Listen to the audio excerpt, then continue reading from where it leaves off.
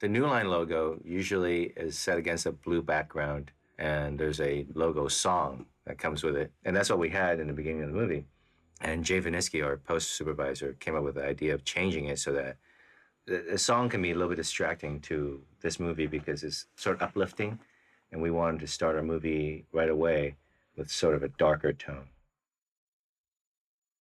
Hi, my name is Jim Wong. I'm the director of the movie and co-writer. And I'm Robert McLaughlin. I was the cinematographer on this movie. I'm Glenn Morgan. I can't remember what I did.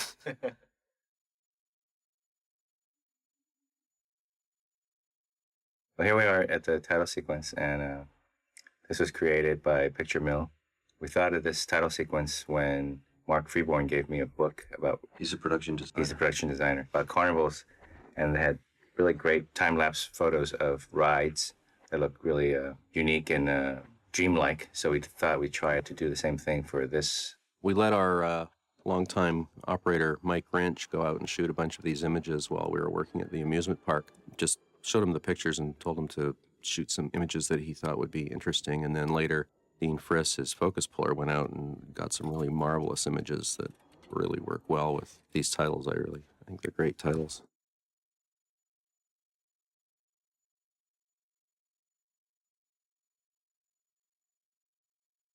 Here's a girl with nails in her head, which is reminiscent of how Aaron is going to die in the movie. The posters, those are all representations in an oblique way of how the characters in the movie die. So we have pictures of electric sisters, and you have twins, and in the script there used to be sisters who died in a tanning salon. So, we wanted to have the foreshadowing of the characters' deaths in the title sequence itself. This little contraption that is a fortune teller machine, I thought it would be a cool way to show the random nature of death's plan. That is, if he just hit the nail in a different way, the ball would go into a hole that marks fate or luck. And if the ball just rolls in a slight degree off, you end up dying. So that's how we wanted to do the machine. Is that inspired by hours of observing Las Vegas gaming tables? At the Lord of the Rings 2 premiere, we just finished a movie called Willard. And at the party, Bob Shea, he came up to me and he says, my marketing people said, nobody wants to see Willard. It's not a roller coaster. Final Destination is a roller coaster. And that's what people want to see. And I said, Bob, the movies, they can't all be roller coasters. Next time, we'll give you a roller coaster. And about a year and a half later, they came. They go, we're doing Final Destination 3, The Accident is a roller coaster. So I never knew that, we'd literally be doing that.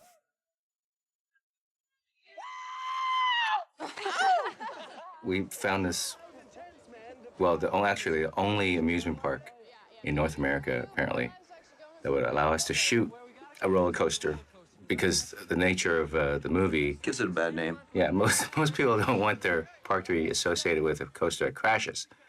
So we found this place called in Vancouver.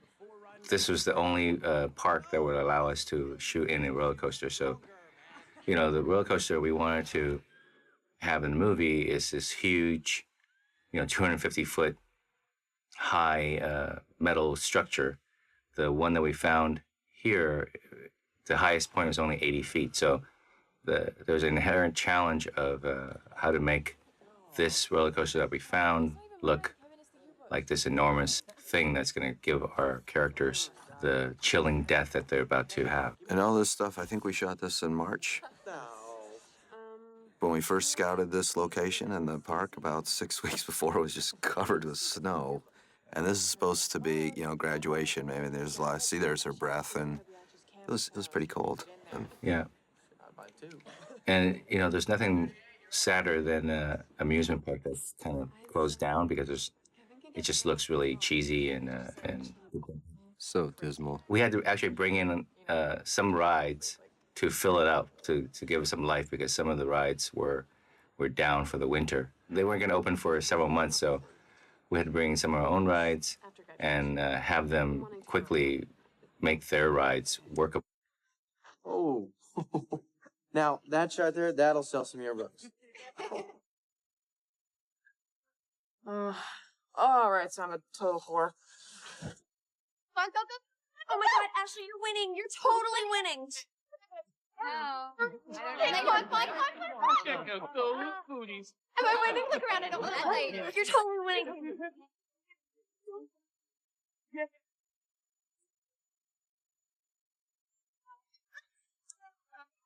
Come on, I knew it. Give me my prize. That was so awesome, Ashley. Ashley.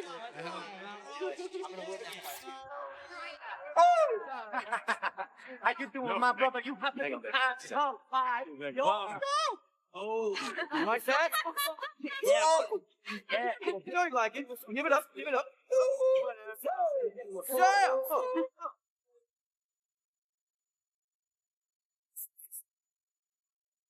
Excuse me? You're not a senior. And what are you gonna do about it, Miss Cutest Couple? Raw. Mom know you're here? You are a complete bitch if you tell her. Proof where you were. Take a shot of this.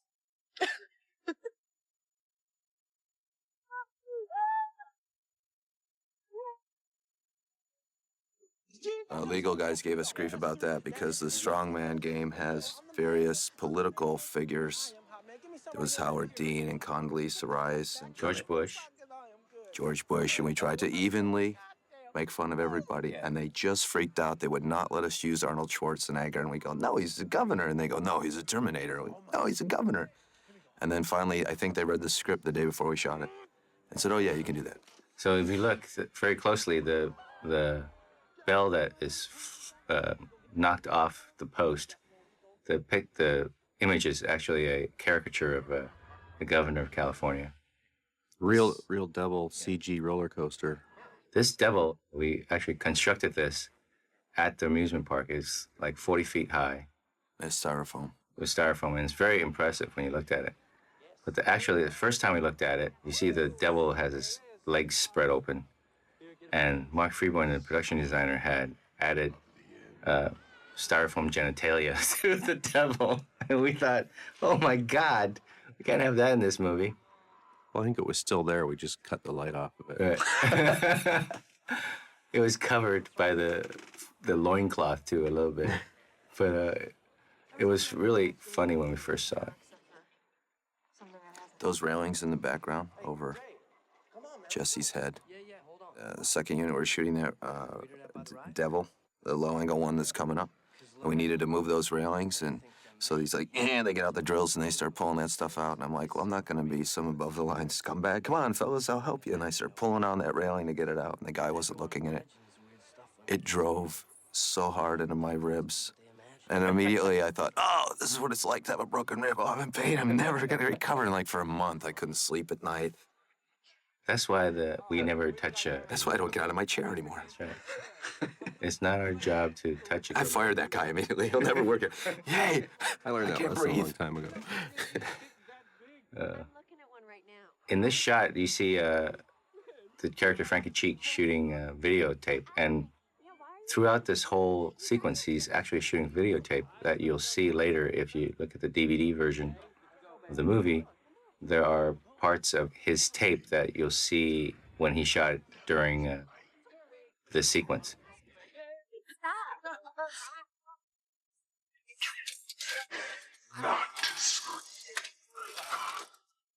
I'll see you soon on that being the tagline from the mortician of the first movie was the only thing that we carried through. The great thing about the voice of the devil is that we had the opportunity to hire Tony Todd to become the voice of the devil. At first, we were just going to have a generic voice do it, and we had that voice in a temp.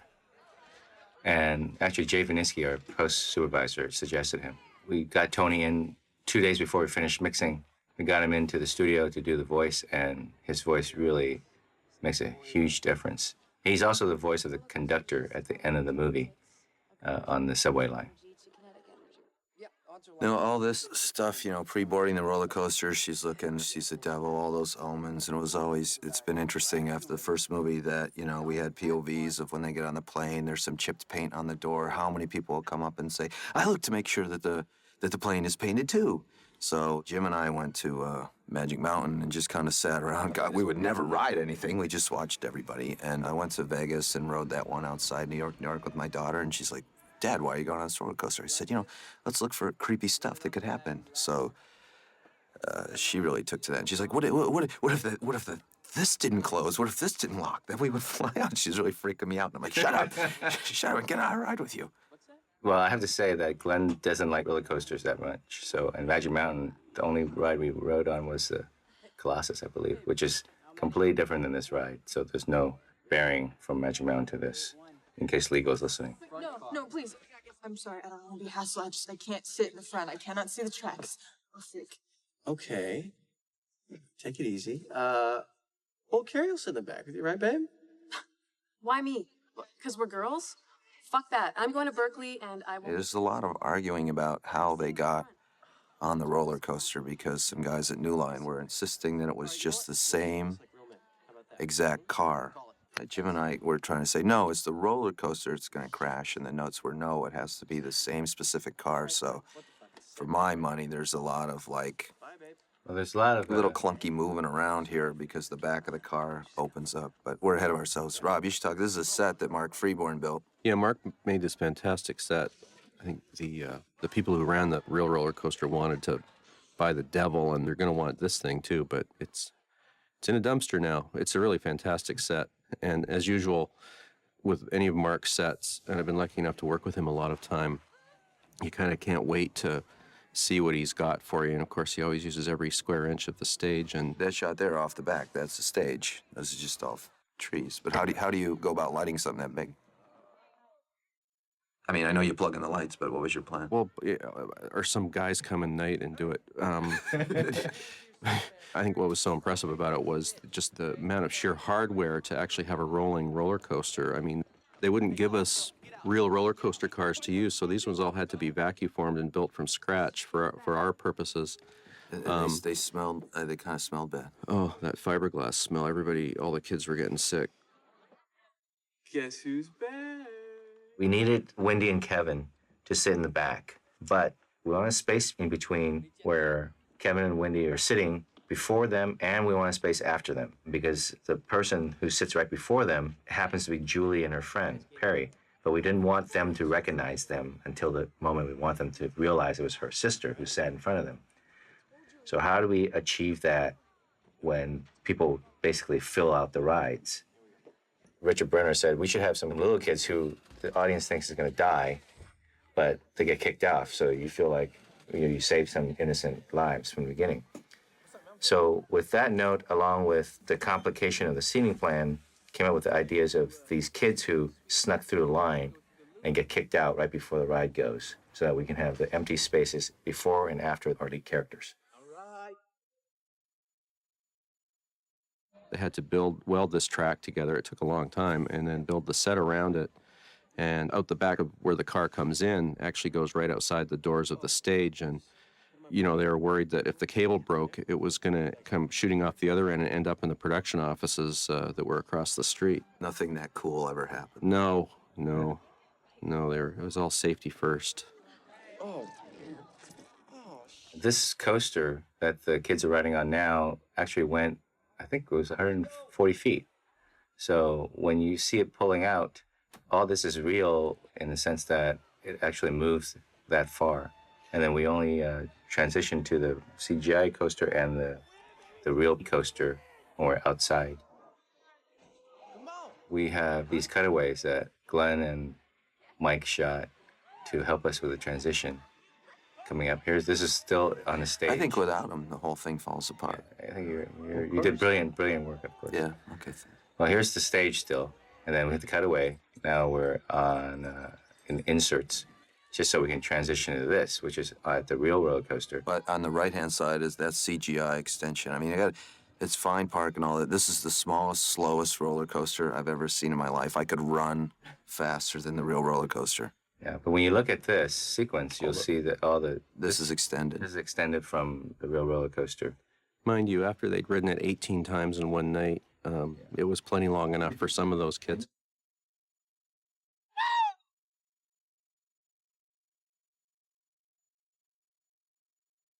When we did the first Final Destination, the plane crash is really from the point of view of Alex. And so we never cut to exterior plane to see, you know, the wings on fire or the engines on fire or anything like that. And we wanted to achieve the same thing with the roller coaster crash. Because if you're in a plane crash or roller coaster crash, you can't cut to an exterior Right, to kind of release the tension. right. So, you know, we tried to do that with this sequence. You'll see that there are, you know, just for, I guess, energy's sake, there are some shots where you see, for instance, the coaster crash towards us, you know, when the car split apart, because it's just exciting to see that. But mainly we try to keep the crash within the point of view of the passengers.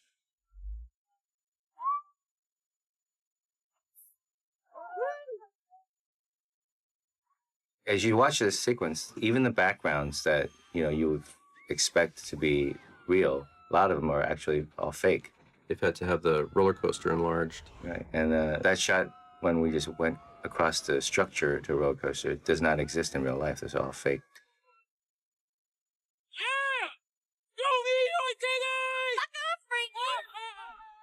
My favorite shots in the sequence are all the ones that we shot practically. That was a mirror shot where we just ran the roller coaster over a mirror, so we got it coming and going. But the shots that feel the best to me are the ones that we actually shot with cameras mounted on the roller coaster. They just seem to have this more real, visceral feel to them. One of the things we'd done that nobody'd ever done before, largely thanks to new technology, was put these new miniature remote-controlled power pods on which we attached a new very tiny camera to, so we could do shots like this one instead of the typical roller coaster movie where the cameras are all tied off and locked down very tight, usually straight on to somebody's face.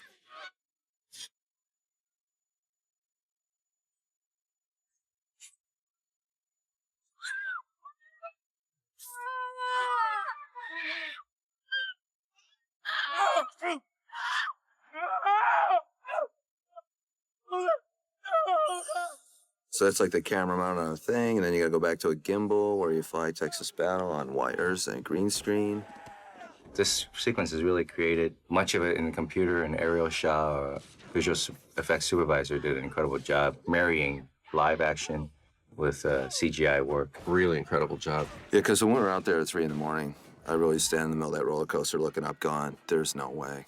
This is gonna look like shit. And I was, yeah. And also, you know, the sound work that David Moyler. Yeah, the sound really enhanced everything we've done.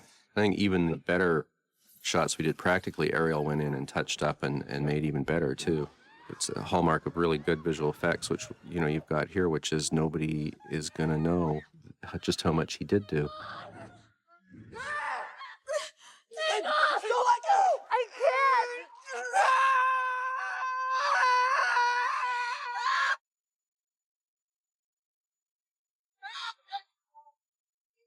Hang on, Win! Hang on! Help me rock it!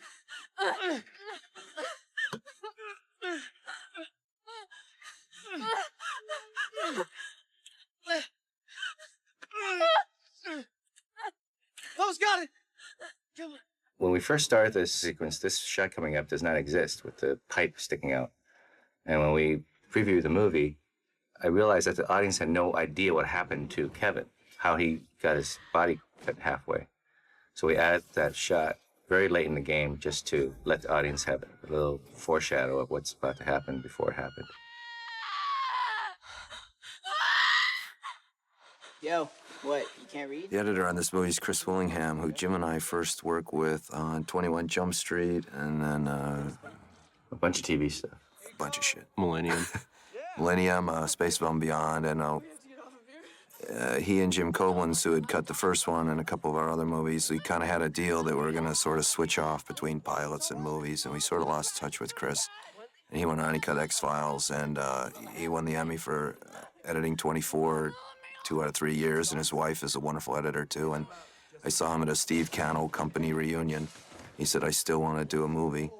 And he did a wonderful job because all those things we're talking about, visual effects and sound and all that, he and the assistant editor, Logan, to keep that all together. Because, you know, that roller coaster sequence is just kind of all put together over a span of several months. And there's times we cut it all together, and then someone would come in and goes, feels long, and then Chris would, you know, take out 20 seconds, and then you'd go, hey, that feels good. He's a terrific editor. Hey, let me out. Nobody else gets off this ride! Dude, let me off! So high school. It's out. Relax! Where are you ladies going? There's a fight. I just want to say the two young kids that played the roller coaster attendants here, I think they got big futures ahead of them. I think that's the next movie. The attendants. Final Destination 4. Yeah, Attend. there they are, yeah. Oh, the guy who pushed the button, that was pretty big, too. Yeah. The thing about this movie versus the other two, we wanted to kill some people or allow some of the characters, boyfriend and girlfriends, die. So this death here has some emotional impact. So it's not just strangers who go on to die in the original accident. That was another reason why the whole staging of how the kids got on board and what seats they were in and what cars they were in, it was so important to us. Jesus!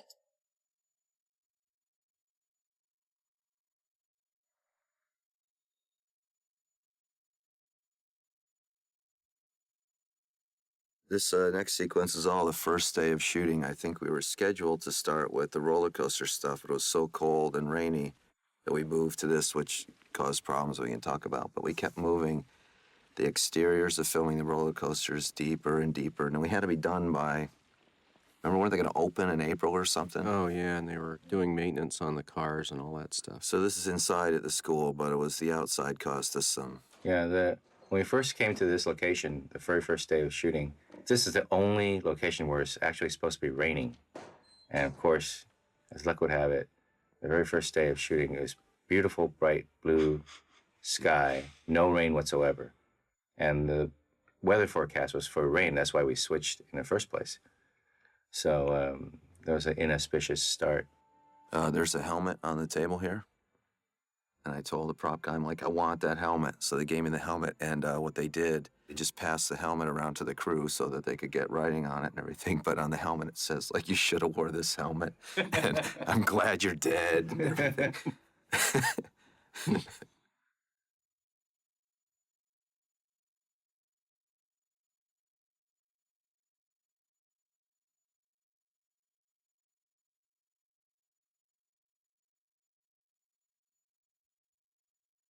Hey, Wendy.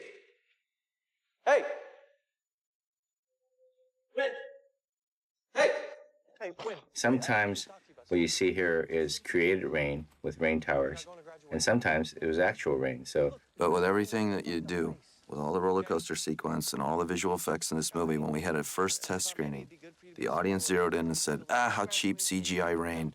Because there was something weird about that previous shot. It looked like they weren't getting wet, where they were indeed getting rained on, but the audience believed that it was CGI rain, and so then you have to come in and recut the scene after you were happy with it. right. And Those kids were getting soaked. yeah. I know, But as a matter of fact, the crazy thing is the kids are actually getting soaked in the shot. They were getting really wet and cold, and they were so cold that they were numb. They couldn't talk very well. But at the end of the day, we had to add CGI rain to the shot because for some reason it didn't read on film. So that the dolly shot when they're walking. So there was all that roller coaster stuff, people flying off, all this like ridiculous physics they're fine with, but like this rain was a problem. And at the end of the day, we added CGI rain. Part of the problem, there was nowhere to get a backlight, which you usually need Well, to but see rain. remember here too, like the sun would kind of poke through on the back trees there and everything, and Be out, it would be in, it would be out. Yeah, it was Yeah. it was a challenge. In this scene, we truncated the scene quite a bit. This scene had Texas, who played Lewis, and Sammy, who plays Frankie, also in it.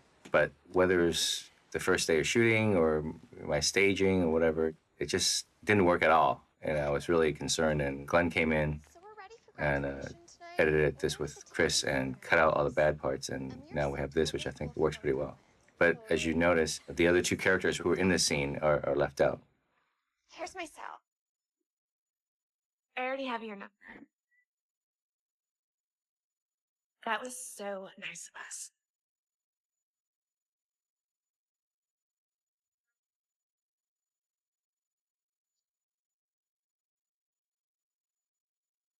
You're not alone. God, I appreciate everyone trying to help. Okay, I really do. No, it's happened before.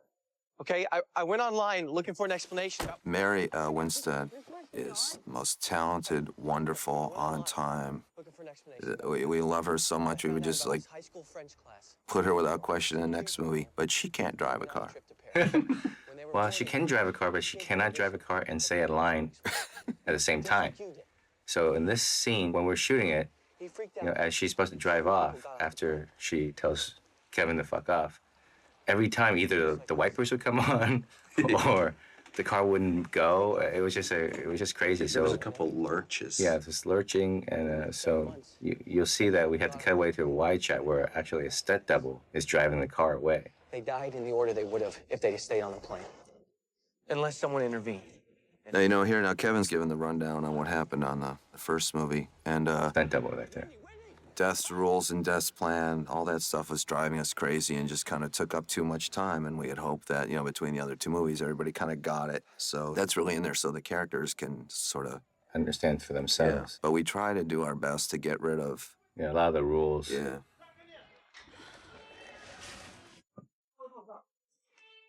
Now this stuff, I came home and I told Kristen. Kristen was Miss Luton in the first movie. Well, we didn't get Batman, so we're gonna do Final Destination 3. And immediately everybody starts giving you ideas for deaths. And Kristen said tanning salon. Of course, Jim and I had never been in a tanning salon. So she talked me into it, and I went down there. I went to this place in Fairfax, and I think that's why the character is Russian, because it was a Russian kind of owned place. I went in, the guy was like, how long you have? 15, 20 minutes. I'm like, what's the shortest I can go in? What's the lowest power I can go on there? And I went in there and shut the door, and I'm just like giggling because it was just so absurd. And then you just like got your notebook and you're looking around like all these things that could be red herrings or maybe kill somebody.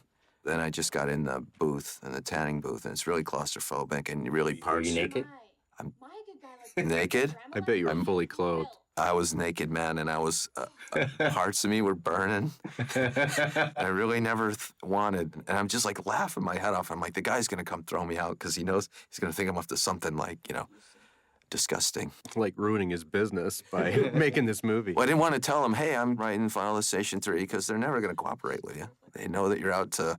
Yeah, out to ruin them. Well, I think after seeing this movie, the tanning business will take a hit. Well, it'll certainly give people pause next time they pull that door down on themselves. It's I don't know. It's a weird thing. I discovered later, by the way, that when we were shooting this, the first shot, that the door was not connected to the set. But nobody notices, I guess. What? Yeah. Oh, right there. It's there now, but it wasn't before. You're all I have left. You think when I find a place, maybe you could come stay with me for a while? We wanted the girls to have some animosity between them. But we also knew at the end of the day that we want Wendy's character to save her sister. So this scene allowed for them to come to a, not an understanding, but they get together a little bit so that at the end, when Wendy saves Julie, you feel something for Julie's character. School on Monday. Done. Oh, actually the battery's pretty low, so why don't you go get ready and I'll recharge it.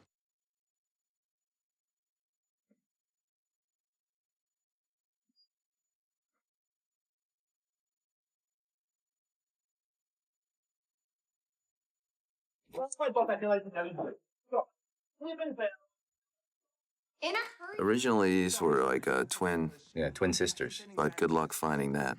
Well, particularly twins who would do nudity and who could actually act at the same time. So we got the sort of the best friends route. I think we cast Shalon first, and then she read with a bunch of other actresses, and she and Crystal had a They had a good yeah. rapport. They kind of improvised. And They're a funny pair.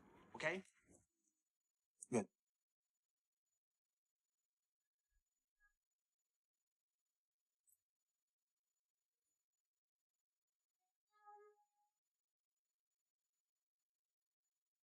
What are you doing?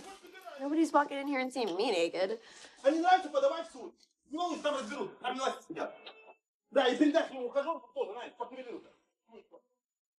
okay, that insert with the tube is on the set. There's a wire inside that pushes that cap out. It's got to be painted out. Got to pay homage to the Ramones every movie. Ramones. Oh, this is a callback from the first Final Destination where death is represented by sort of a little wind, so we call it the death wind. Comes to show Mary that something is about to hurt.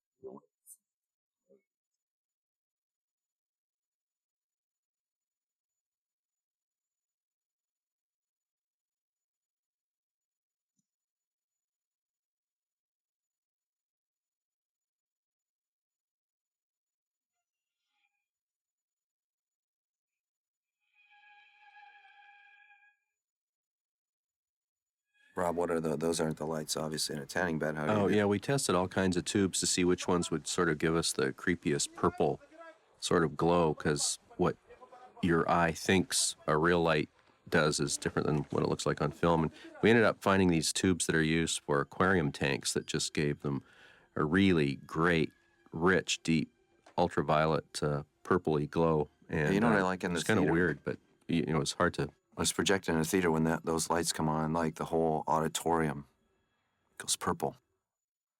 Excellent. Yeah, no, the audience are like, oh, Yeah, so they're sort of in the maybe, midst maybe that's me. But yeah, like a shot like that, the room goes purple. My feeling is that ultraviolet light has this psychological effect on you. I mean, I noticed it on myself when I was working with real ultraviolet light on a set 15 years ago. It had this weird energizing and agitating effect on the whole crew when we were infusing this whole light, whole set with that kind of light. And I thought if you could use that in a scene, which I've done several times prior to this, it would affect the audience the same way. I mean, this isn't something that's been clinically proven, but I know that some film aesthetic books have talked about using purple when somebody's going to die, and I think a lot of people, including myself, had done it sort of unconsciously for a long time, and I think it really works. Yeah. Well, the other thing that energized the crew was the fact that these girls were about to take off their clothes. Well, it definitely I'm had a commenting on that comment. It's wrong.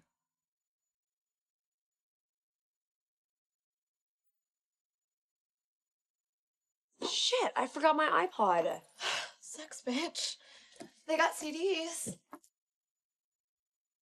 Ugh. Ew, Celine? Brittany? Dude, are we like the only cool people that come here or what? Yeah. I've never seen a more professional bunch of people that day, actually. No, this scene couldn't have been shot by 4 more guys between Rob and Jim, Jack Hardy, the AD, and Casey Hotchkiss, a camera operator. Those are 4 gentlemen Yes, we were. who were kind of pretty uncomfortable. I was very comfortable. You know, you were back in the tent. Actually, I've never seen you in such a good mood in 5 years. I was actually kept away from the actual set. I was only seeing things through a monitor, so. You know what, though? It's not just this movie. All movies are kind of this way, but the difficulty and the size of the roller coaster sequence, but we have the same situation here. I mean, that second unit on a stage weeks later, and that was you guys on the, we just go back and forth and look at the dailies and different units and putting together a sequence that is seamless. And we have a lot of CGI work coming up because obviously we weren't going to, hurt or burn our girls in the tanning bed. They're not our girls, they're the actresses. Our actresses. When I say our... We've never had our girls. The interesting thing about the blue lights on Crystal and Chelan, and it sort of made the nudity seem less salacious to me. Well, that's what we talked to them. They were, of course, uncomfortable about that. And we said, we want people to go, oh, here come the girls take their tops off. But then very quickly to start to feel uncomfortable. And the audiences I've seen this with, it has that feeling. Yeah, it makes you ask yourself why you were finding it salacious, or you know why. Yeah, no, exactly. Look, when In the I first did it, place. yeah, when I did it that day, you get in this box that turns radioactivity on you, and being naked in it was far and away the worst part because someone comes through the door or whatever. Yeah, you're much more vulnerable Yeah. when you don't have any clothes on. And I think it works really well in this scene that the girls are at their most vulnerable and they're in a place that is going to hurt them. And we added the Love Roller Coaster song to start off the scene, and it feels kind of fun and Pointed towards some dark comedy. right. And it's a little rocking, and slowly it gets pretty bad. And the whole crew were pretty disturbed by the whole scene too. I mean, it was Yeah. Yeah. even just shooting it, and this is people do it all the time. Love roller coaster, girl. Love and you. It's a crazy world, When I was thinking about the scene, I wanted to give it a, that's the kind of beginning of when she was starting to realize something's happening with the photograph. So I asked Rob what to do, and he suggested this. We used a split diopter, which is basically half a lens that goes in front of the regular camera lens, and it magnifies one half and leaves the other half clear. It's like a weird shot. Both places are in focus. You're in very close up on her, and the background is also in focus.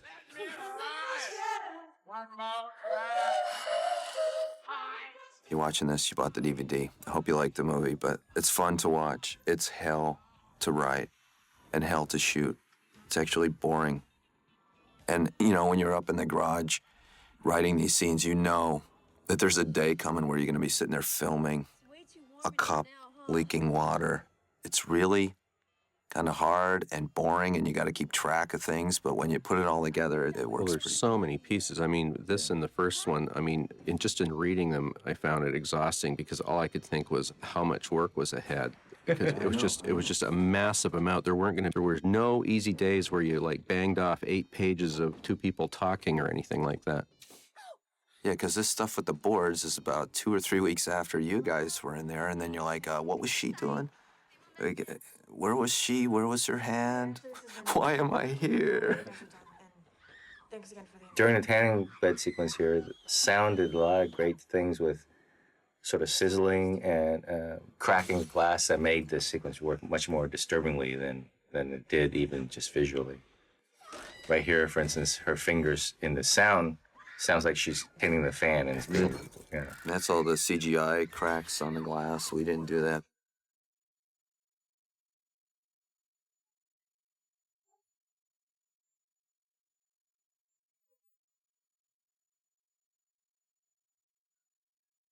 I don't know if you noticed this, but after the preview, I wanted to do one more thing that was disturbing, and so we added a shot coming up where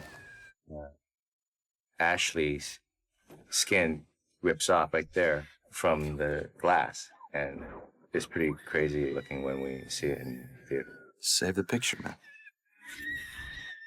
This fire around 8 hours to do that fire around the box and much fighting because those boxes are supposed to match those boxes, and then when you're about to shoot it, you find out that they were actually a foot shorter than those boxes, and then, man, the calculators come out, and that's when I go, I cannot help you whatsoever. And then you got to move the angle. I don't know, you called over there, you got to change the lens, you got to change the height. Everything was a disaster, and you had 10 minutes to figure it all out. I can deal with the visual effects guys fine until the calculators come out. But after that, it's like, surrender. Yeah, and you don't even know if they know what they're doing. They just, some numbers are flying, and you got to trust them. They're fooling around with their Palm Pilot things Yeah. and stuff. They're probably just emailing their kids. In this sequence, we went to the cemetery in West Vancouver, which is beautiful and it's set within this neighborhood. And I remember seeing a stand of trees that I wanted to move in the sequence. And the only way you can move a huge amount of trees is through the use of jet engines. And I remember talking to the location person, Danny, and asking them if we could use jet engines in this cemetery. And of course, once he mentioned jet engines to to the cemetery owners, we were quickly denied. Well, this is a very conservative, sedate neighborhood, too.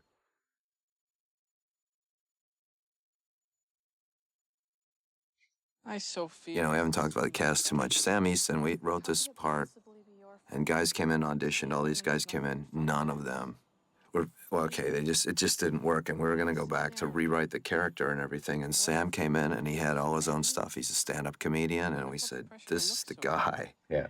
And some guys at New Line were feeling that he looked like he was 40 or something. And there was much fighting about that, because Sam is, Sam. Well, he Sam's looked, pretty young. New Line executives thought he looked older than we did. Anyway, so that's why there's that line earlier, Frankie, why are you still hanging around? And actually his hair is sort of stippled a bit so that he has less of a... So it's less of a... But that's a good that gag works. It was completely Sam's. Yeah, man, these things really suck, man. Fucking boring. Hey, if you ever have to come to my funeral, man, bring me a PSP or something. At least I have something to do then.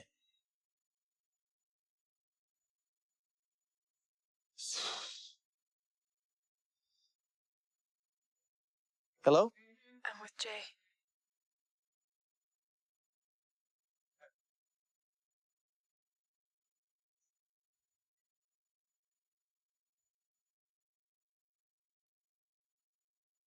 These movies, we've always tried to pay homage to great horror directors. All the characters have names of horror directors that we like, and Robert Wise, he had not passed away when we were shooting this. And then when I was like, oh, wow, I really don't want to be disrespectful, because the intent was to be respectful. I could have gotten you second row. Well, this movie's a lot like Sound of Music in some ways. It's cut like Citizen Kane, too. You know, news on the march. That's what this part is. Yes. I don't know what you're talking about. But now that I'm here, There's no.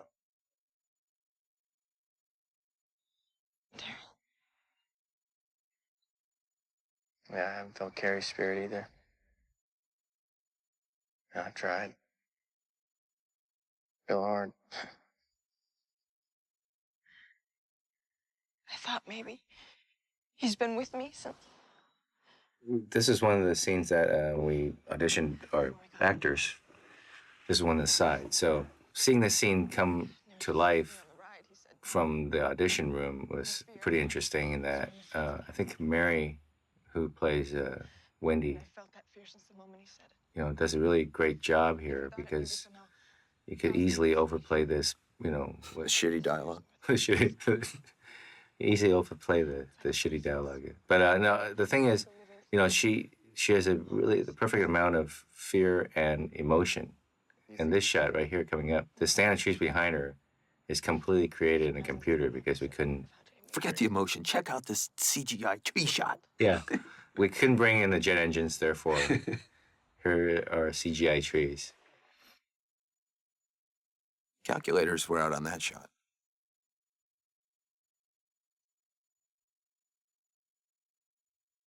I like this shot because of the leaves flying in the foreground.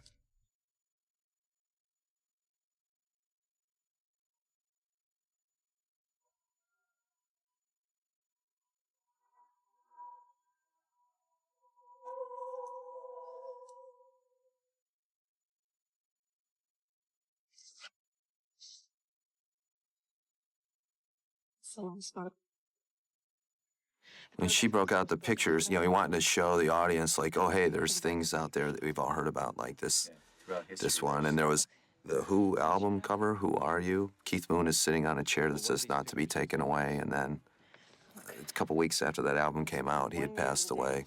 The devil face in the 9/11 that we've all seen, and we redid it so that it was more of a Premonition. premonition. You saw the plane's shadow instead of the actual.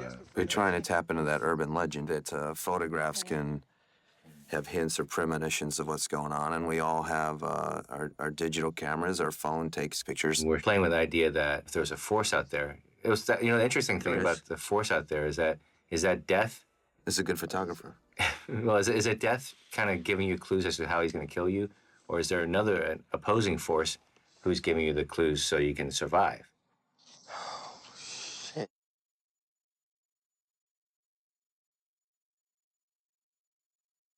Oh, hey, you all right? I'm feeling a little woozy. When was the last time you ate? I don't remember. All right, come on, I'll drive.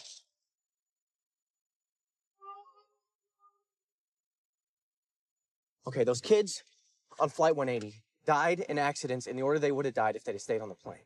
Okay, so if this is that, then Frankie was behind Ashlyn and Ashley. When I saw Ashley and Ashton's picture, I felt this instinct. Like there was a You have to have that exposition where you merge the Final Destination stuff with the newer elements. Then, of course, we wanted to have some red herrings in the sense that not every photograph's going to tell you the truth. That's Lou Bolo, who was our stunt coordinator on Willard, and he goes back to commish. He's a former great high school football coach as well. There you go. But he can't keep his car up on the hill, man. Nope. Yeah.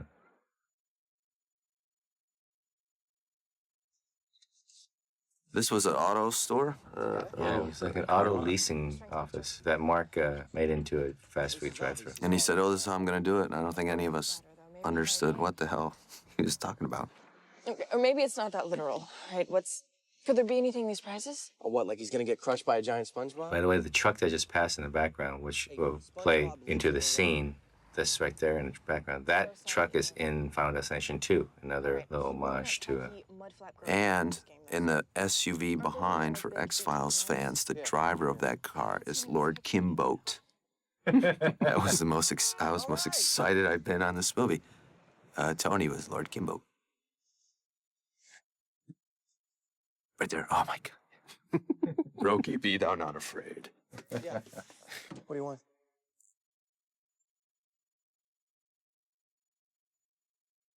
What, are you okay?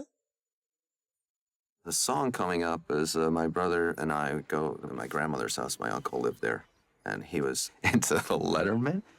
He had Mike Douglas albums. And we'd listen to those, and they always kind of gave me the creeps. You know, they're like, nothing wrong with them, but they gave me the creeps. So I remembered this song, and Jim and I are both surprised that it gets laughs, you know, because obviously no one really no one knows knows the song. But, you know, I think the words, the lyrics about turning around, look at me, work so well with this sequence and the subsequent ones. Now there's a guy, he's mounted within the car. He's in the back of the truck. Yeah. He's actually driving behind. There's some kind of system where you can watch the road. But he was actually a great driver because he can get the truck anywhere you want. But this crash is the second time we did it. Right. The first time we did it, something bad happened and destroyed the cameras. Well, I didn't destroy them, but it wrecked the shot for sure because it knocked all the cameras. So this is the second time. You know, a case where great editing really made this work, because I really had my doubts when I watched in individual pieces, but boy, works great. Well, in fact, there was times that we had that cut, I think, for the audience on the first preview. You did not get quite the reaction you're looking for. I mean, it was, you know, it went well, but then you go back in the editing room and you just put 2 frames on 2 different angles, because I don't think people were reading that was a car engine. And just 4 frames, you know, 2 frames from different angles could just... Well, if you notice that if you go back and look at the cut, you'll see that we repeated action during the sequence so that something has happened in a previous shot. It happens again only because so you can see it again or recognize what is happening. Hold it down. Back right up.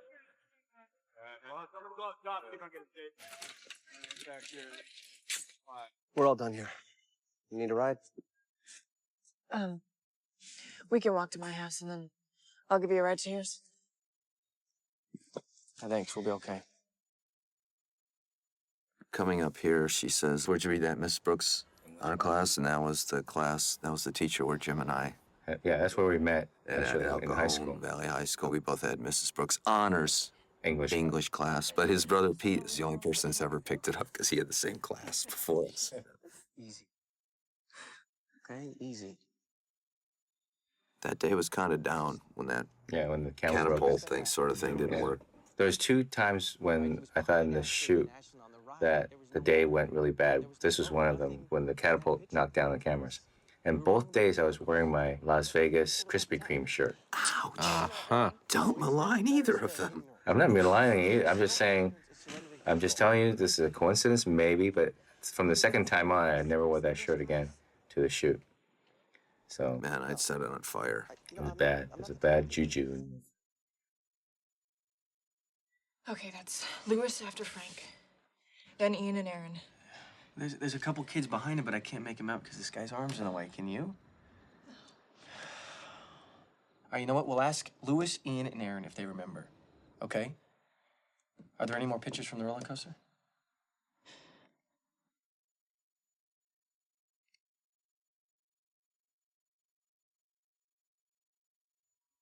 You know, you got a roller coaster accident, all that stuff. But this is the thing, like, for me that I like is that earlier she told him, I'm breaking up with him, and he says he's going to marry. Mary's reaction, I was really happy when you see the audience kind of, there's some giggles and they're uncomfortable about that and whatever. But, you know, you kind of forget about it because there's so much action and some blood flying in this movie. But she really made this work. And, you know, I like having those moments in there.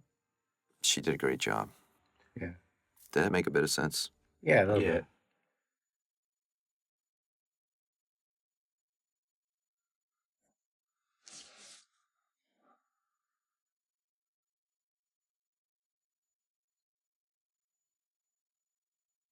The picture clue that, you know, we had the red herring of the ladder for.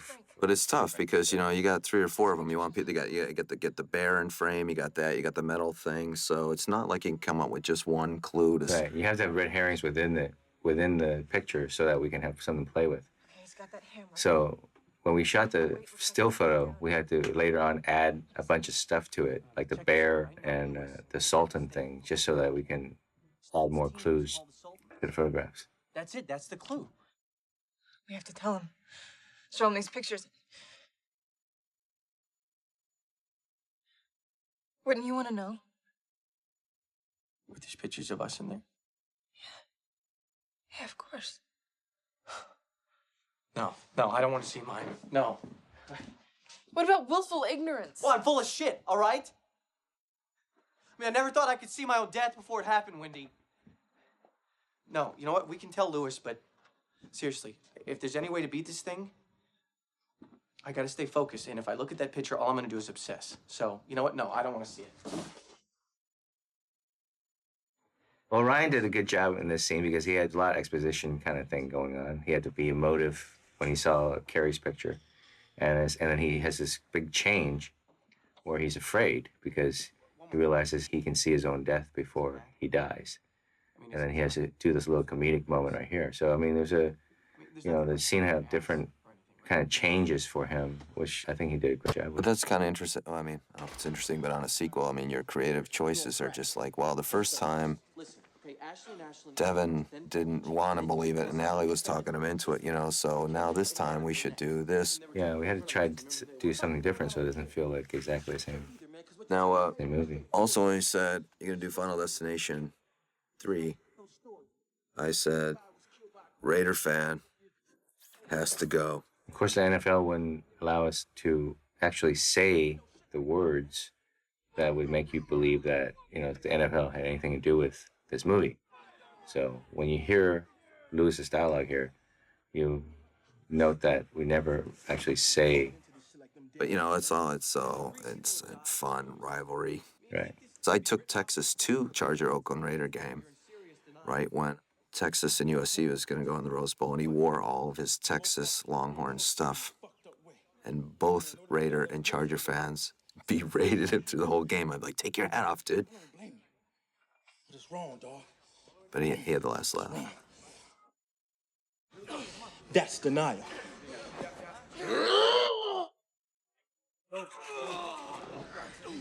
Okay, what about what happened at the roller coaster? Huh? Wendy saw it. Man, she got a hunch. Fucking intense, but she got a hunch. Man, I'm here because I get good hunches before every down. No, you know they're either gonna run or pass. Hers came to her from nowhere. You're here and alive because of her. No, I'm alive because of me. No, listen. You don't get it, man. I mean, does that make sense to you? On this, when we wrote this sequence this way when we submitted the script, and somebody at New Line said, no, we need a bus hit. They're constantly in search of doing the bus hit bit from Final Destination. So this scene, what was planned and what should be in the movie, was that they just walk in and go, hey, what are you doing here? And the thing smashes his head. So when home video said that they would give us a bunch of money to do alternative scenes, I think that was one of the main reasons Jim wanted to do the alternative scenes, because he said, we can shoot this as an alternative scene, but on my director's cut, we'll put it into the movie, and it'll go over so well that they won't want to go back. Yeah, I don't think anybody even remembers that the alternative DVD scene for this sequence was the theatrical version. If you read the script that was submitted, that was greenlit, the alternative scene was, But, after you put this scene into the preview, no one remembers that that was the way it's supposed to go, because this scene obviously worked so much better than the alternative scene in the way the things built to a head. No, a head is No pun apropos, intended. yeah. Coming up when the swords break, after all that, we had the note too, we had to go back and make that. Yeah, we had Like, huh? We had to make a connection when the swords fall, how that affected the machine, which causes him to die. So that little input was added, where the wire breaks.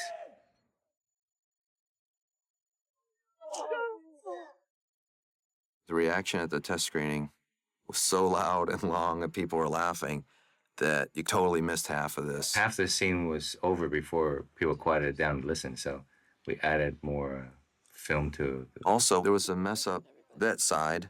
It shot like, 3 weeks? We had shot it 3 and something went months wrong, later. and so then we had to go back and...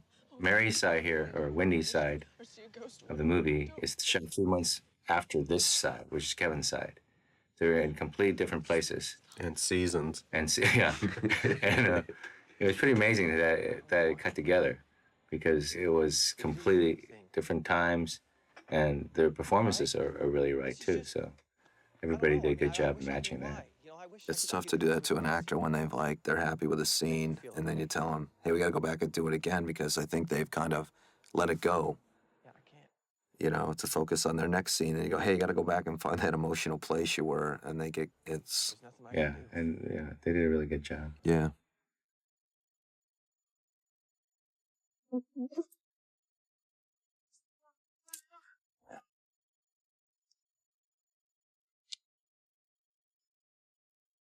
Yeah, by the way, that picture of me, my head's not like through the windshield. Yep, here it is. 3 months earlier, 3 months later. Crushed by a steering wheel, impaled by a gear shift. Right?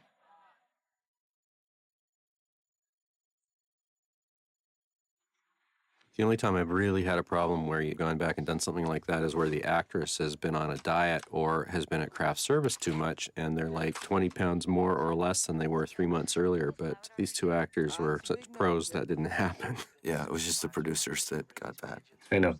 We got fat 3 months later, but... Hey, this scene, shooting at the Pigeons, I vehemently protested. This is all Jim Wong, so you PETA guys, Jim Wong.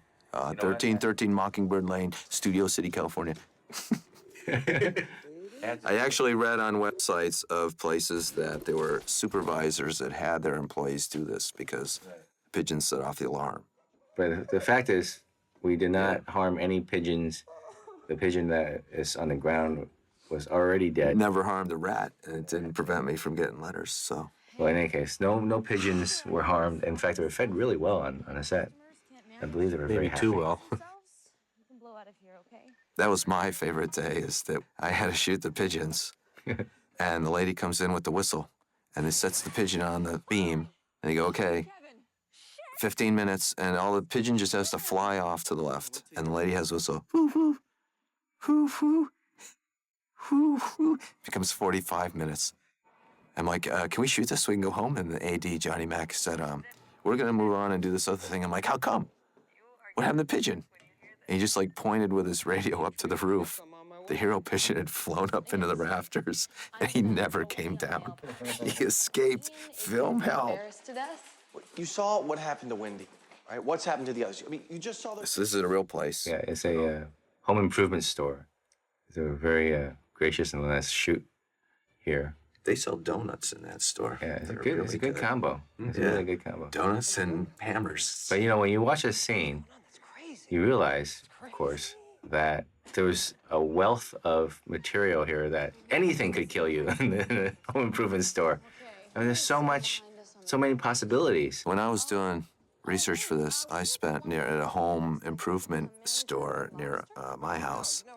3 days in a row, I went there for 3 hours a day with my notebook, writing down, touching things. Could this poke your eye out? Could this fall on you? And unfortunately, some of the research of the accidents that had happened in these places. No one ever came up to me. You know, I'm looking like, oh, there's acid. There's this kind of gas. No one ever came up to me and said, what the hell are you doing? Well, you know, you probably looked like you needed help, so naturally you're not going to get any in one of those places. Yeah, right. You know, but in this age, you think, hey, man, what's that guy doing? That's another hint from Death when she sees the wind chime move when nothing else is moving. So that's another carryover from Final Destination 1. You know, Death has a presence amongst us. I think Chris Lemke did a good job, too. He comes out like he's sort of amused about the whole situation. He had a nice ease, and he improvised a lot. He has a good sense of humor. Well, the other thing about Chris is that he learned how to drive a forklift so that he can actually drive the forklift and act at the same time. Yeah. We had a forklift on the stage. Which is this? This is now a set. Right. We set up an obstacle course so he could go back and forth and do these turns and all that stuff. He was actually really good at it. I tried driving it once to move it, and I crashed. So they forbid me from driving it ever again after that. You know, when you're photographing a movie, it's always very reluctantly that you give up anything to second unit or, you know, relinquish control of any of the shots. But I have to say, this whole sequence with all these inserts of all this stuff happening, I was never gladder to not have to do it myself than I was with this sequence. Here I thought we were going down the road of praise. No. No, selfish. Respect. It's just so much work to do that stuff. It was hell. Yeah, well, you know, this whole movie, there's so much done in second unit that Glenn did with Mike that basically made the movie. You guys are off. It's warm trailers. Yeah, we were happy. Cappuccinos. We were with the actors. We were barbecuing girls. Barbecuing girls. And all these little tiny shots. You know, somebody has to do them. But they did a great job. That's why the sequences work.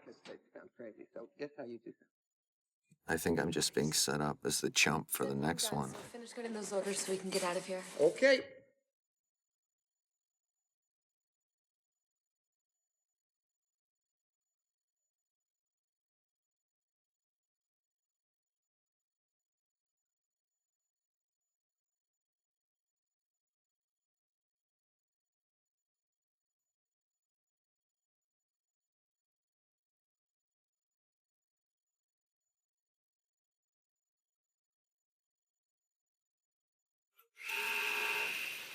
Oh, we had to keep Chris on the saw here in order to believe that all his massive amount of noise could be down the aisle from him, and they wouldn't hear it.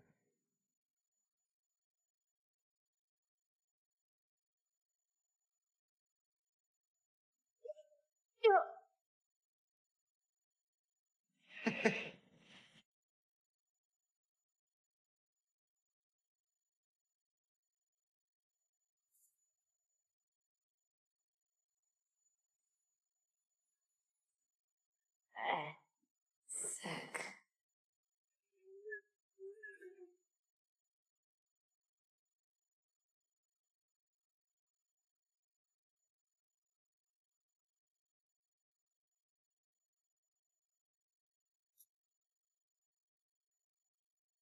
That hammer fall. How many times did you guys do the hammer? 25, and there was a wire on it that led directly to the handle, and it still took 25 times. So the reality of all this happening, not going to happen. But it's fun to do it in a movie. Okay. Let's go with what you guys are saying. Let's just say, you know, that death does have a conscious plan and that it's been set into motion. Great. So, Newton's third law of motion. And, well, look, I'm just guessing that it goes for death, too, when he's working in our world. Newton says that every action has an equal and opposite reaction. So, that means that... Oh, upcoming, there's these ladders that impede the forklift, keeping the shelves from falling. And apparently right there, these ladders. Apparently there are much better ladders that they found that twisted and made a great look. For some reason, they had a sale the weekend before we were about to buy them. Yeah, like on Friday, they showed me the ladder, and I'm like, oh, awesome, that twist, oh, perfect, yeah, okay. And then no one kind of approved it or signed the purchase order, and they had a sale at the place, and they were all gone. So it's much more brittle. By the time we got our ladders, we couldn't get the ones we liked because they were all sold. And we ended up with these that didn't twist. But I have to say that the people who bought the ladders we wanted to use, you know, are they in danger? Because No, they got a good ladder. That was a good ladder. It bent well. Okay. Yeah, they were bending. They were easily bendable. So I don't know.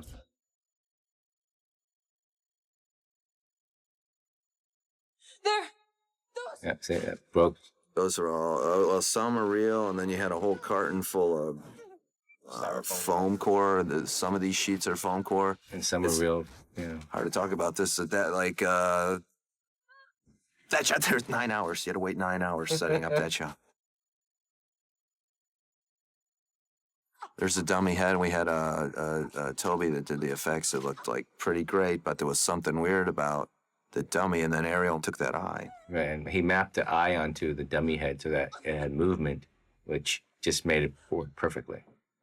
So obviously we didn't put nails through our actor.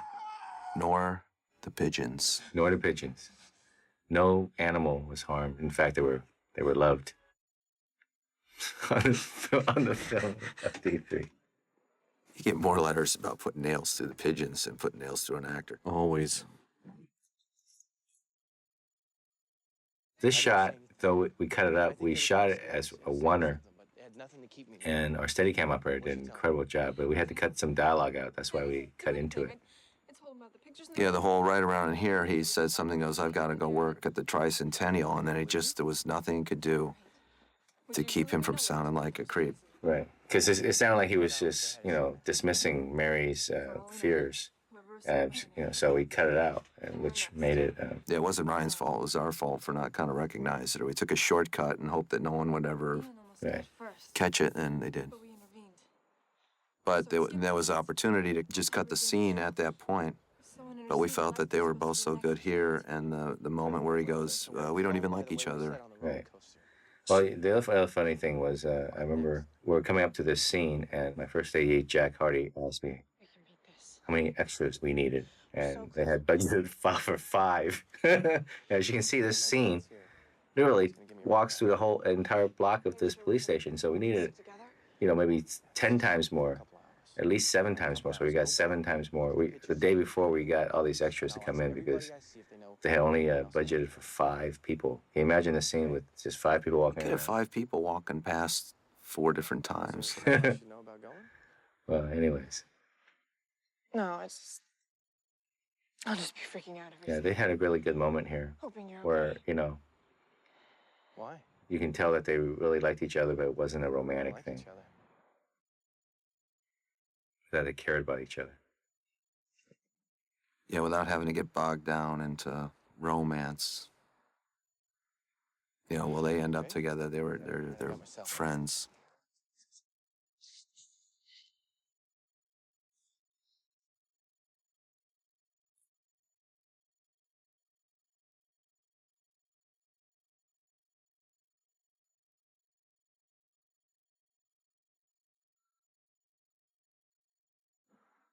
Hey, Ren, so we're meeting some guys at that Centennial thing, and I could really use my good luck.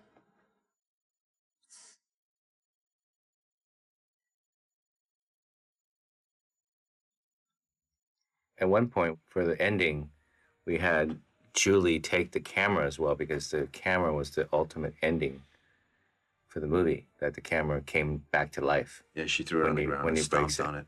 Because Julie took the camera. Right. So when we changed the ending of the movie, we just took out that camera shot.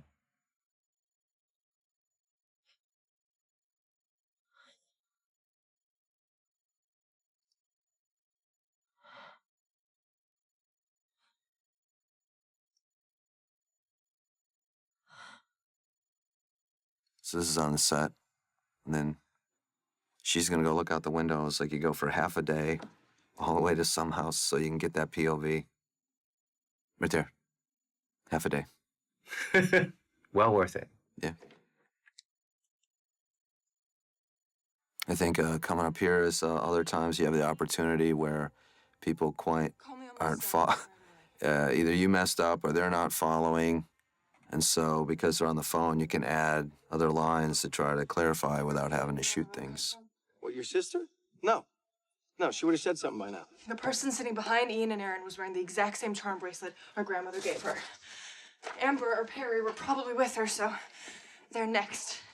When we cut to Kevin's side of the scene, this was a challenge for Rob because it was shot in twilight. You only have so many hours of twilight to work with. It's really hard to, make those transitions because you never know how it's going to ultimately be cut. And if one in-between shot from, the sun out somewhere to being below the horizon is cut out, all of a sudden it makes it look like the cameraman hasn't got a clue. My memory, too, is that basically sun was down around 8. We could start really shooting night at 8 o'clock, and about 4:30, the sky got blue. So every day we would come in to do a couple shots around 6:30 and dusk. So over a 2-week period, you grab a couple shots a day before it became night. Yeah, consistency is really hard. I mean, the easiest thing in the world in film is to shoot one scene in one sitting in a day or something like that. But when it's spread out, the real craft and you put the those stress.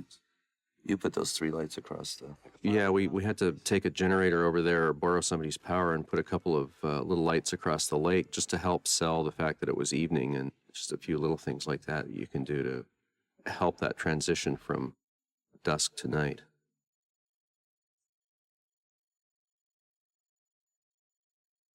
We also had to do the desk here in the driving shot to keep the same time going for both characters.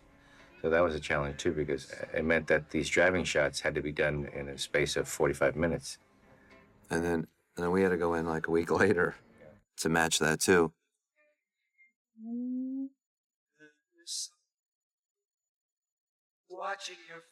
There's a wolf there. And they go, "We got a wolf? We got a dog. Looks just like a wolf." You go, "Yeah, let me see the dog. I don't want to deal with the wolf." They show you the dog. Looks like a dog. I know the wolf's a dog, but then they bring out the wolf. But then I have my 3-year-old, my 1-year-old up there, and the wolf guy's like, get them back. They're like cocktail wieners to the wolf.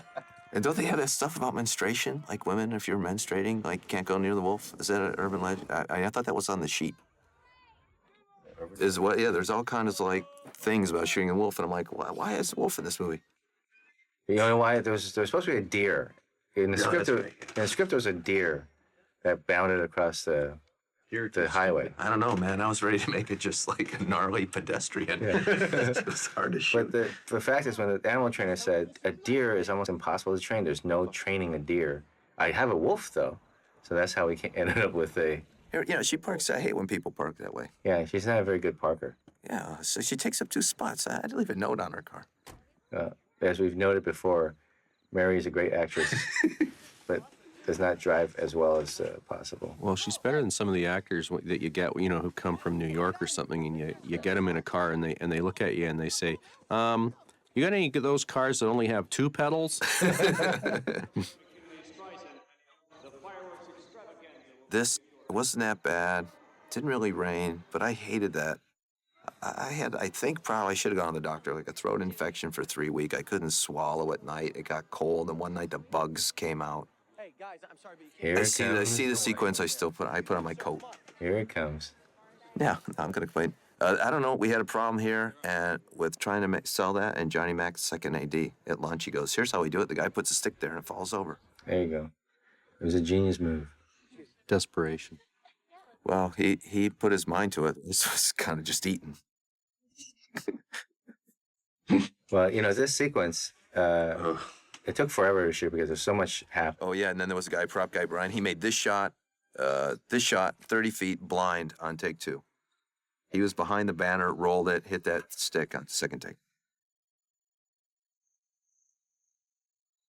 Those characters are named Khalil, Peyton, and Sean. Padre props. Only one of them plays with the Padres anymore. I'm worried we're a jinx.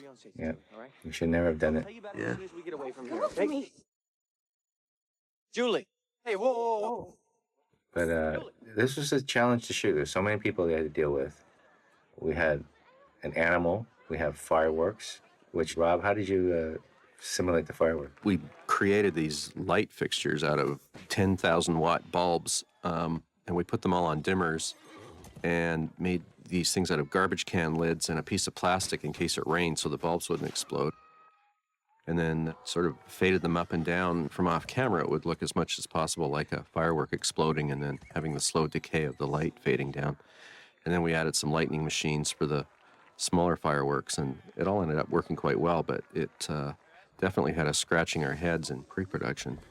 I think my gaffer, Pete Capaduca, and his guys just did a fabulous job of coming up with the technology to have, a feeling that fireworks are going off all the way through this, which of course they couldn't be because the neighborhood we were in just wasn't going to tolerate having real fireworks banging away all night. Yeah, and also we couldn't shoot dialogue with fireworks exploding.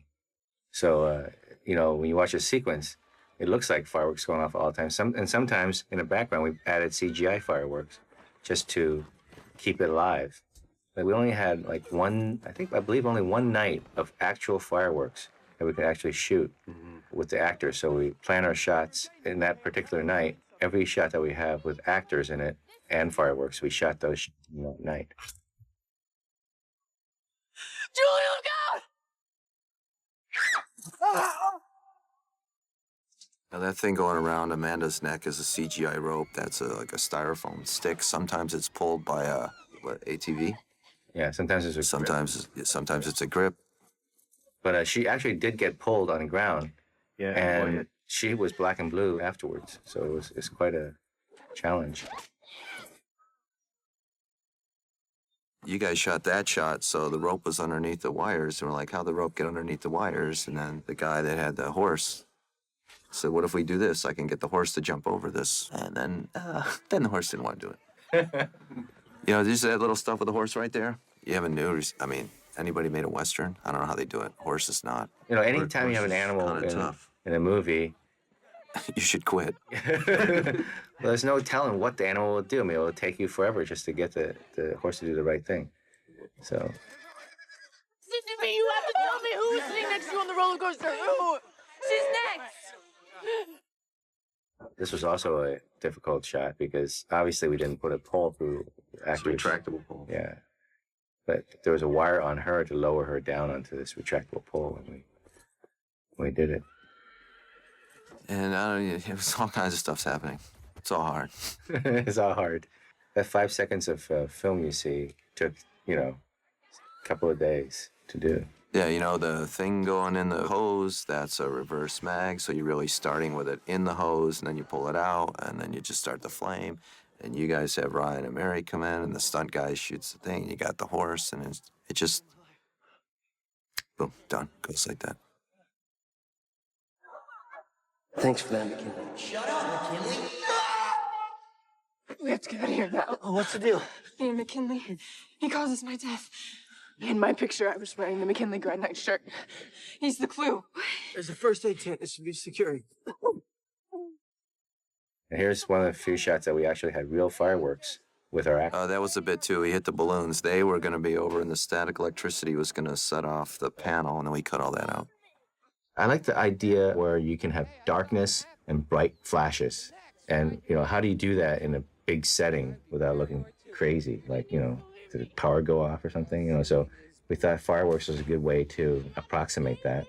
And also it gives you the energy in the soundtrack to, have these moments of explosion. Oh, no way. Do I cause your death?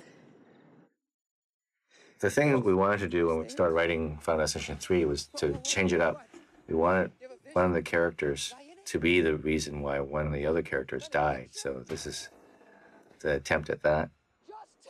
Because, we thought, we want to change up some of the rules to give it a little bit of a different spin on FD3. So that's why Ian, he doesn't care about Wendy, and he wants to see her die here. All CGI sparks and missiles. They look great.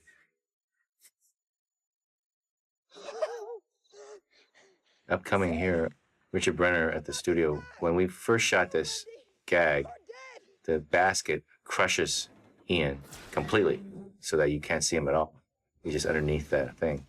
And Brenner thought it'd be more cool to have him cut in a different way. And I agree, when you watch this, it really adds kind of a crazy energy to it when he's just cut in half.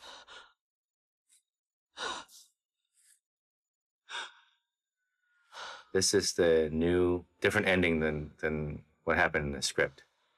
When we previewed the movie, you know, the whole preview I thought went really well until the ending, when the audience literally had a sort of a, oh, reaction, which was not good for the ending of the movie. Then when they had the focus group, everybody wanted more. Yeah. Well, they, you know, as focus group, they all liked the movie and whatever. And then there was a little bit of maybe one guy said, well, it's a little bit of I've seen it before. And Rolf over there at New Line said, you know what they have not seen before? We killed them all. Let's give them that.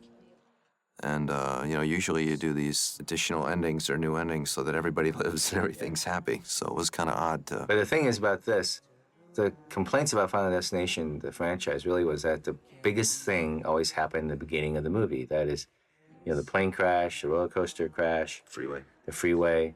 So all those things are the biggest gags in the movie. And you end up at the end with smaller gags because you only have one person left. And you're out of money. And you're out of money. But in this case, because we were allowed to shoot a different ending, I felt like we've come up with a way to make the ending just as exciting as the beginning, because we had the ability to do something big again. But I think that October 3rd or 6th was the screening, and we were filming this weekend before Thanksgiving. So Mark Freeborn and Rory, they had to come. I mean, we came down, we went out to Palmdale and looked at subway cars, then they were sent up to Vancouver, and you got this warehouse. Art Schaefer snap goes into action, and you know they build these sets and these subway cars, and that was a big sequence done really within a month. It's a huge sequence to put together in that amount of time. Yeah, and yeah, from the fade out in the field to the end of the movie, it was all put together in a month. This is Booth Street. Next stop is.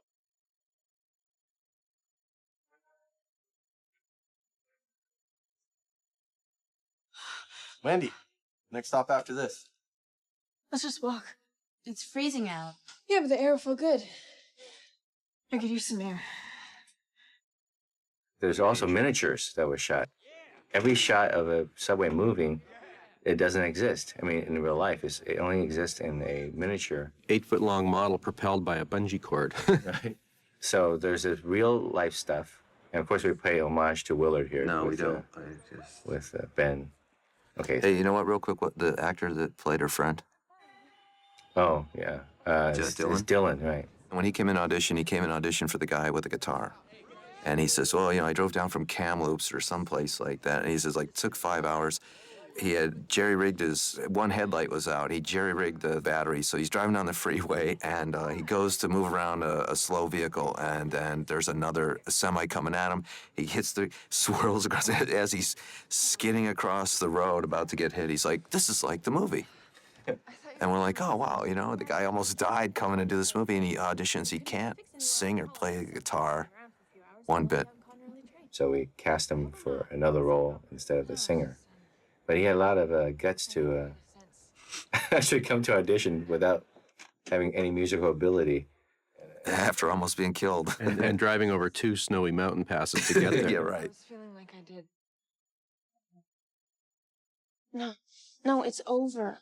You, me, Kevin went over 1,000 scenarios. Ian was going to cause your death. You intervened, and it skipped us.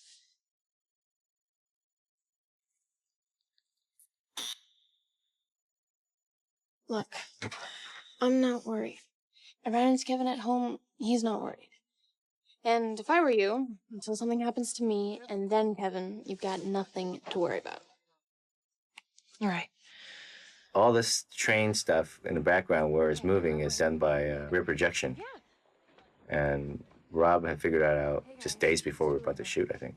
Well, we just didn't want to have black out there, and that's all we could really afford, so we got a big piece of rear screen material and a video projector, sort of a poor man's rear projection, and got some shots that were done, I think, for Men in Black, too. Just some plates running through the New York subway system and shone them in the background, and then we got as many lights on moving rigs outside the car as we could possibly get going to create a sense of movement and to make it more kinetic. And I think it really made a big difference. Oh yeah, it really makes it feel like you're on a moving train. And also Rory built this gimbal for this train so that we have these kind of movements coming up right there. All these things help sell the fact that the train is about to crash. But that's miniature. Crazy stuff. Filmed at 3 in the morning. You know, for the amount of time we had to prep and what it looks like, I think this really looks good. Yeah, Art Schaefer is he's a budgeting guide. Yeah. Julie, stay down!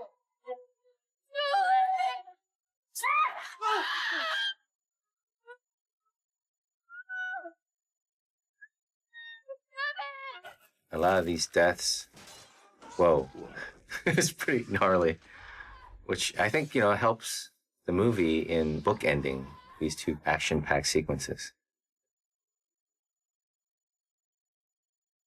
You know what, though? I mean, on the first one, it had a similar problem. First Final Destination, it kind of flattened out. We went back and did that scene in Paris, and when Curtis Smith's character gets hit by the sign, you knew you had done the right thing.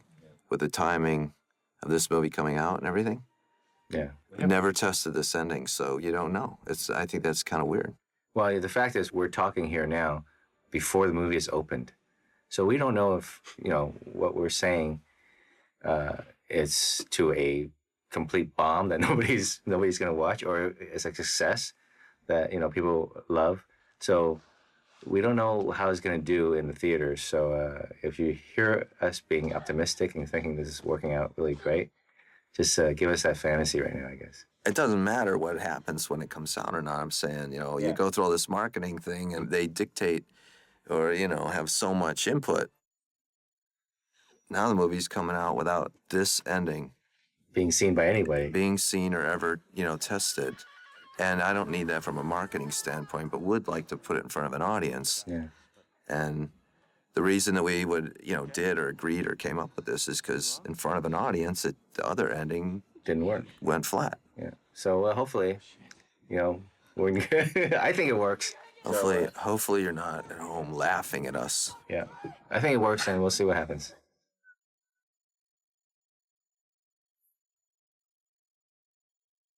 Of course, if it doesn't work, you probably didn't buy this. I know you didn't buy. You DVD rented it anyway. So, are we done, Julie?